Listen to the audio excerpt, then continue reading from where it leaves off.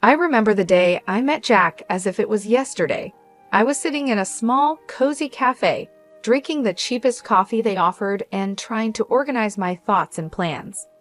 Then he walked in, like something out of a movie, though there were no dramatic lights or music, just the sound of the bell over the door and the scent of old coffee mixed with his aftershave. "Is this seat taken?" he asked, pointing to the chair opposite me with a charming smile. "Looks free to me," I replied, trying to act cool and not show how surprised I was by his sudden arrival. We started chatting, and it felt like we were made for each other. He liked all the same things I did, from binge-watching the same cheesy TV shows to debating the best pizza topping, and yes, it's pineapple, fight me on it. Soon, we were dating seriously, not just hanging out now and then. It was like I'd known him all my life. Before long, we were even talking about marriage. That's when the trouble started. His parents, let me tell you, were tough to deal with. The first time I met them, it felt like walking into a lion's den wearing a steak. They had a way of smiling while sizing you up, deciding if you were good enough or not. "So you're the girl Jack can't stop talking about," his mom said, her tone anything but friendly. "Guilty as charged," I replied, trying not to let her get to me. They quickly made it clear they wanted us to sign a prenuptial agreement. Now, I'm not after anyone's money, but I didn't like how they approached it. "I'll sign your prenup," I told them, "but on one condition. If one of us cheats, the cheater has to pay up $200,000. Jack looked as if I'd hit him with a fish. "Babe, I'd never cheat on you," he said, looking serious. "Yeah, well, my ex said the same thing before I caught him cheating," I said. "So it was this deal or nothing." He agreed, and so did his parents, although they looked pretty sour about it. We thought that was the end of that issue, but we were wrong. One evening, we were snuggled up on our old creaky couch. We kept saying we'd replace it, but never did because it was our special spot. The TV was on, but we weren't really watching. We were too excited, planning a trip to Switzerland we knew we couldn't really afford, but were determined to make happen. "Think about it, Jack. The food, the wine, the art. We have to go," I said, my eyes lit up with excitement. Jack laughed and hugged me closer. "Linda, you had me at food, but let's be real. Our bank account is more suited for camping in the backyard than a romantic trip to Lausanne." I nudged him playfully. "So we'll save. We'll cut back on things we don't need, like your video games." He pretended to be shocked. "Not the video games. Take my shirts, my shoes, even my beloved coffee maker, but leave the games alone." We laughed together. That was typical for us, dreaming big but staying realistic about our simple life. And we were happy. Our joy wasn't just in big adventures. It was in the little things too, like how Jack would make breakfast on Saturdays. He couldn't really cook, but he had somehow mastered scrambled eggs and toast, which he'd serve with his terrible coffee. I loved those mornings. "Hey, I'm thinking scrambled eggs today. What do you think?" he'd ask, already heading to the kitchen. "Only if you promise not to burn the toast this time." I'd shout back, adding, "And I'm making the coffee." One day, while we were washing dishes together, a simple task that felt special because we did it together, Jack brought up a topic we had been avoiding. "Linda, we need to talk about, starting a family," he said, breaking the comfortable silence. I paused, holding a plate. "I know, it's just scary, isn't it? What if we can't?" Jack turned to me, drying his hands on a towel. "Then we'll handle it together, but we won't know until we try, right? How hard can it be?" I laughed, feeling a mix of nerves and love. Famous last words, babe. But that's how we were. No matter what came our way, we faced it together. Even when his mom started hinting about wanting grandchildren every chance she got, we managed. "Linda, darling, when are you going to give me some grandbabies? You're not getting any younger, she'd say. Her tone was sweet, but her words were sharp. I just bite my tongue, smile, and say, "We're working on it, aren't we, Jack?" And he'd jump in, "Yeah, Mom, give it a rest, will you? These things take time." But as the year went on, the pressure increased. It wasn't just from his mom, but from within us too. We wanted a family, but it wasn't happening as easily as we hoped. Since Sophia found her new hobby of making my life difficult, our home felt like a battleground, her sharp words the main weapon. It all came to a head one Sunday lunch, a day meant to be relaxed and peaceful. Sophia, with her usual timing, dropped by uninvited just as we were about to sit down. The air tensed the moment she walked in, her eyes scanning the room as if she was about to conduct a military inspection. "Well, isn't this quaint?" she started, her voice dripping with sarcasm as she looked at the simple meal I prepared. "You really outed yourself, Linda. I can see you've been busy in the kitchen all morning." Her eyes met mine briefly, a smirk on her lips. Trying to keep the peace, I forced a smile. "It's nothing fancy, Sophia, just something simple and quick. Please have a seat." As we sat down, she began her usual tirade. "You know, Linda," Sophia said, her voice loaded with condescension, "I was talking to Mrs. Charlotte the other day, and she mentioned how her grandson was just born. It got me thinking, when are you and Jack going to give me some good news? You're not getting any younger." I felt my cheeks burn with a mix of embarrassment and anger. I glanced at Jack, hoping for some support, but he seemed suddenly very interested in his plate. "Mom, come on," Jack finally muttered, but it was half-hearted, and we all knew it. Sophia continued, relentless. "I don't mean to be harsh, but you're not a charity. You work hard for your money. Why waste it on Linda if she can't do her basic duties as a wife? Hiring a cleaning service and a cook would be much more efficient, don't you think?" That's when I couldn't hold back any longer. "Sophia, I am trying my best here. It's not like I don't want to have kids. And as for the house and my cooking, I didn't realize marriage was a service contract." Sophia scoffed. "Well, it's not a free ride either. You have responsibilities, Linda, which you're clearly not fulfilling." The room was thick with tension, and I could feel tears starting to form. But what hurt the most wasn't Sophia's words, it was Jack's silence. He finally spoke up, but it wasn't to defend me. "Yeah, Mom has a point. Maybe we should consider getting some help around here. It would make things easier for you too." His words felt like a betrayal. It was clear I was on my own. Over the next few days, Sophia's visits became more frequent, and with each visit, her criticism got sharper. She'd inspect the house, pointing out every speck of dust or a pillow out of place. "You call this clean?" She'd scoff. "My eyes must be deceiving me because this looks like a pigsty." Then came the comments about my appearance. "Is that what you're wearing? You know, a wife should dress to please her husband. It's no wonder Jack is always so tired. He has to come home to this." I tried to fight back. "Sophia, I don't dress for Jack. I dress for myself. And he's tired because he works hard, not because of what I wear." But it was like talking to a brick wall. Sophia had made up her mind about me, and nothing I said or did would change it. Jack's lack of support was the biggest blow.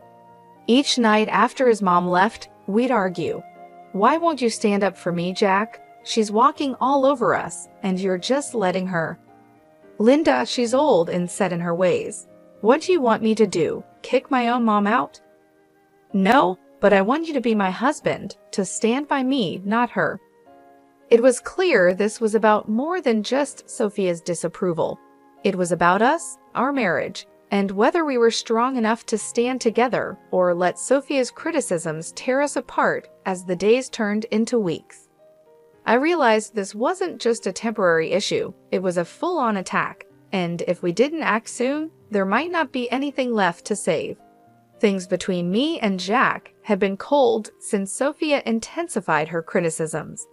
But it wasn't just our home life that was under pressure. Jack himself had started acting strange, and it wasn't just because he was stressed at work. It was something more, something that made my stomach churn. It began with phone calls. Jack used to be open about his phone, We didn't keep secrets from each other. But then he started leaving the room whenever he got a call, and it was always the same caller ID, Paul Work. One evening, I tried to sound casual and asked, "Who's Paul Work?" Jack flinched, a clear sign he was nervous. "Oh, just a new guy at the office, asks a lot of questions," he said. But there was more. Jack, who was never into fashion, suddenly started caring about how he looked. The graphic tees and old jeans were gone, replaced by crisp shirts, slacks, and even cologne. "Since when did you start caring about smelling like a department store?" I joked one morning as I watched him comb his hair in a new style. He just smirked too quickly, just felt like changing things up. No harm in that, right? And then there were the late nights at work, which became more frequent. "Another long one, babe?" I texted, trying not to sound needy.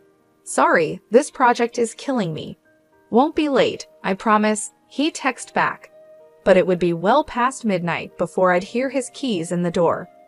I couldn't shake the feeling that something was wrong. It followed me like a shadow. That's when I decided to hire a private detective. It felt like something from a cheesy TV show, but I had to know for sure. The evidence came in a plain brown envelope, as heartbreaking as it was conclusive. Photos of Jack with another woman, their closeness unmistakable, caught in moments that shattered our years together. But it was the recording that hurt the most. Their conversations, filled with affection and plans, made it clear they were in love, or at least he was with her. I sat there with the evidence laid out in front of me, feeling a cold realization. This was the proof I might need if we ended up in a tough divorce. The photos captured moments stolen from our life together, and the recorded words betrayed every "I love you" he had ever whispered in my ear. But I kept it all to myself, a painful burden I chose to bear alone. I wasn't ready to confront him, not yet. I needed a plan, a way to handle the collapse of our marriage while keeping my dignity. The following days passed in a blur. Jack kept up his act, and I played the role of the perfect wife, smiling on the outside while breaking inside. Our conversations became a careful dance around the truth, each word measured, every laugh forced. "Everything okay, Em? You've been quiet," Jack would ask, his concern sounding real. "Yeah, just tired, you know. Work's been crazy," I'd reply, the lie bitter in my mouth. It was just another ordinary day, or so I thought, until I overheard a conversation that changed everything. I was passing by Jack's office, the door slightly open, when I heard their voices. It was Jack and his mother, Sophia, and they weren't just making small talk. Their tone was serious, full of intent. "I'm telling you, Mom, I can't do this anymore. It's not just about the kids. I've lost all feelings for Linda. It feels like we're roommates, not husband and wife," Jack said, his voice strained and tired. Sophia's response was sharp. "Of course you feel that way. She hasn't given you a child. And what else has she really brought to this marriage? But let's not rush things. My 65th birthday is coming up, and we wouldn't want to miss out on a generous gift from her, would we?" The cynicism in her voice was like a knife twisting in my gut. They were using me, planning to keep me around just long enough to benefit from a generous birthday gift before casting me aside. "Exactly, dear. Just bide your time a little longer," Sophia confirmed, her voice dripping with malice. I stood there, frozen, feeling both shocked and angry. They were planning to push me out of the family as easily as making a grocery list. The pain was deep, but it ignited a fierce desire for revenge within me. They thought they could use me and toss me aside when convenient. I was determined to show them that I wasn't just a pawn in their twisted game. A few days later, during a family dinner that felt more like an act than a meal, Sophia brought up her upcoming birthday with a smirk I had grown to hate. She leaned in and asked, "So Linda, dear, what are you planning for my birthday? Something special, I hope." I looked at her calmly and said, "Actually, Sophia, I was thinking of hosting a dinner at the city's most luxurious restaurant, a night you won't forget." Her eyes lit up with greed, and she shared a quick, satisfied glance with Jack. They thought they had cornered me, but they didn't know I was already 2 steps ahead. "Oh, Linda, that sounds delightful. Just close family, you know? Keep it intimate," Sophia said, her voice dripping with fake sweetness. "Of course, Sophia, it'll be our pleasure," I replied, the words tasting bitter in my mouth. The weeks leading up to Sophia's 65th birthday felt like a slow march to a big showdown. Every smirk from her and every indifferent shrug from Jack strengthened my determination. My plan was simple yet bold: host a lavish dinner as a supposed loving gesture, then drop a huge surprise. Like all good plans, the details were crucial. The night before the party, tension filled our home. Jack, unaware of the brewing storm, lounged casually on the couch, scrolling through his phone. "Everything set for tomorrow?" he asked, not looking up. "You could say that," I replied, my voice hiding the chaos inside. The day arrived, and as guests filled the lavish dining room we had reserved for Sophia's celebration, the air was thick with anticipation. My heart raced, not from nerves, but from the thrill of what was about to happen. Sophia, reveling in the attention, basked in the luxury of her surroundings. "Oh, Linda, you've outdone yourself. This place is exquisite," she exclaimed loudly enough for nearby tables to hear.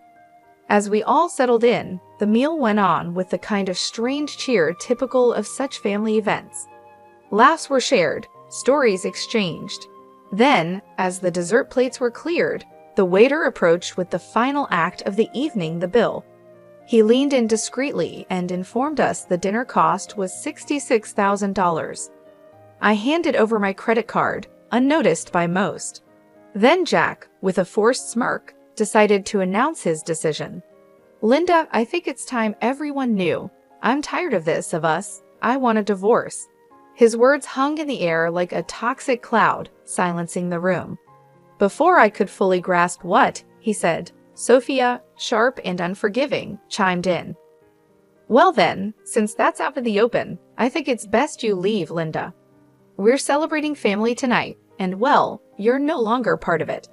The room fell silent, every eye on me, waiting to see my reaction. But I didn't crumble. With a calm I didn't feel, I stood up, nodded, and walked out without a word. The cool night air felt like a slap as I walked home, the finality of everything hitting me in waves. By the time I reached Arnaud, his apartment, I had a plan. I packed my essentials, my numbness turning into cold resolve. This was it, the end of one life and the start of another. As I zipped up my last suitcase, my phone began to buzz. It was relentless, and I initially ignored it. But curiosity won, and Sophia's voice shrieked from the other end. "Linda, the payment didn't go through. You need to fix this now." The irony was sweet. In my preparations, I had blocked the shared account, knowing it would be the first thing Jack would try to use against me. "Oh, Sophia, that's unfortunate. But since I'm no longer part of the family, as you put it, I'm afraid you'll have to sort this out yourself." Her outrage was palpable even through the phone, but it sounded like music to my ears. The chaos that unfolded was a fitting end to the farce my marriage had become. I heard through the grapevine about the restaurant staff demanding payment, Sophia's escalating tantrums, and eventually the police arriving to calm the situation she caused. In the end, it was Jack and his relatives who had to scrape together the money to settle the bill, a poetic justice for the betrayal and humiliation they had put me through. The morning after the dinner felt like waking up after a storm. I had my plan, my resolve, and a set of divorce papers in my hand as I returned to what used to be our shared home for the last time. As soon as I walked through the door, the air was thick with tension, like it could be cut with a knife. Jack and Sophia were there, and they seemed like they had been arguing. Seeing me seemed to unite them in anger. "You've got some nerve showing up here after last night," Jack said, his face a mix of anger and disbelief. Sophia, quick to add her own harsh words, called out, "Ungrateful wretch. You've embarrassed us in front of the whole city." Do you know how humiliating it was to have the police calm me down? People were laughing, filming. I met their fury with a calm I didn't feel. Embarrassed?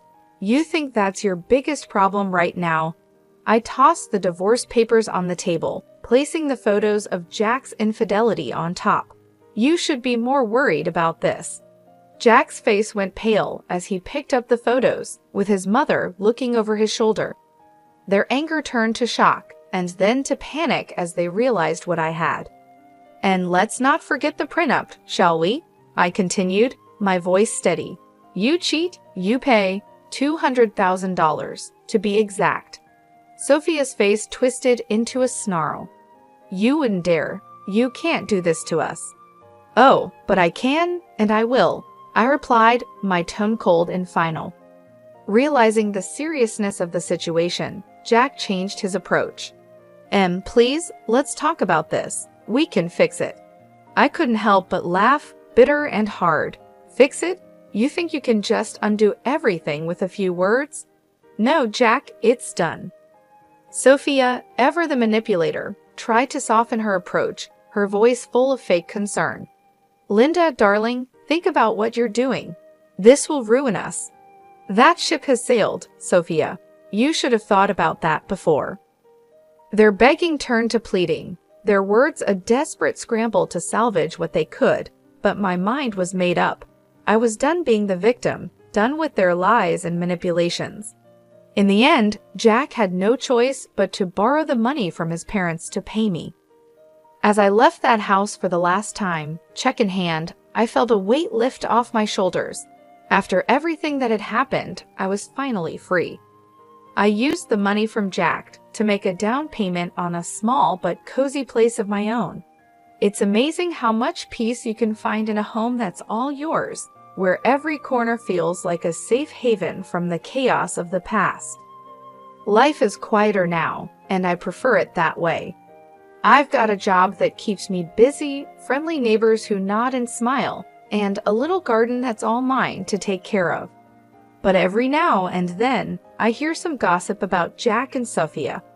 Just the other day, I was getting coffee from the local spot where people gather, and I bumped into someone from the old neighborhood. After some small talk, they leaned in, lowered their voice, and said, "Hey, have you heard the latest drama with your ex and his mom?" Their eyes were shining with excitement. I raised an eyebrow, curious yet detached. Can't say that I have. Do tell. They seemed to enjoy sharing the news. It seems Sophia isn't too happy with Jack's new girlfriend. Word is, they're fighting like cats and dogs. Makes your situation look like a walk in the park. We moved on from the topic, but as I walked away with my coffee, I felt a deep sense of relief. There was a time when news like this would have upset me, but now it's just another piece of someone else's story. These days, my biggest concerns are whether my tomatoes will ripen before the squirrels get to them, or if I'll ever manage yoga without looking like a newborn deer on ice. Life's simpler, quieter, and so much sweeter on this side of chaos.